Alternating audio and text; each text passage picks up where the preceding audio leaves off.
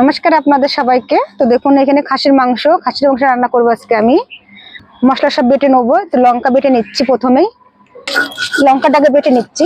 তো দেখুন মাংসটা ধুয়ে নিয়েছি। প্রথম দিয়ে দেবো ম্যারিনেট করার জন্য লবণ, শুকনো লঙ্কার গুঁড়ো, একটু সর্ষের তেল,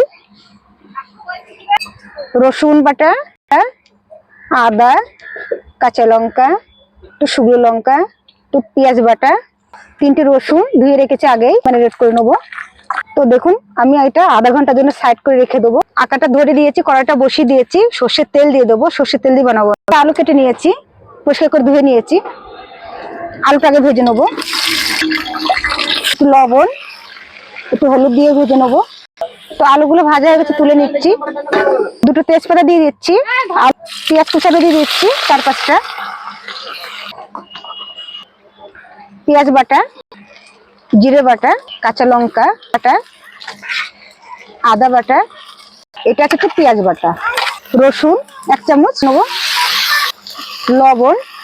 লবণ দেবো আমি এখানে,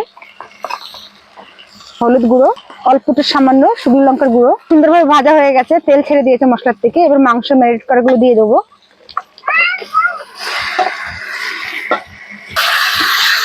তো দেখুন 10 মিনিট ধরে কষানো হচ্ছে। এবার আমি ঢাকা দিয়ে দেবো আধা ঘন্টার জন্য। মাঝখানে 10 মিনিট পরে খুলে একটু নাড়া দিয়ে দেবো।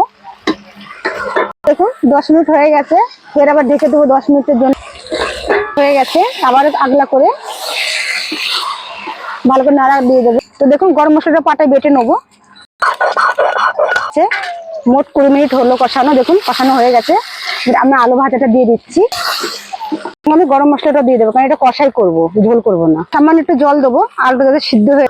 তো দেখুন আধা ঘন্টার জন্য ঢাকা দিয়ে দিচ্ছি মাংসটা। তো দেখুন মাংসটা হয়ে গেছে, মটনটা। তো আমি এখন নামিয়ে নেবো, আর কষা রেখেছি। তো দেখুন মাংসটা হয়ে গেছে, নামিয়ে নিচ্ছে মটনটা। এবার ঢেলে দিচ্ছি গামলায়। কষা মাংস ঝোল করিনি আমি, রুটির সাথে খাবো বলে।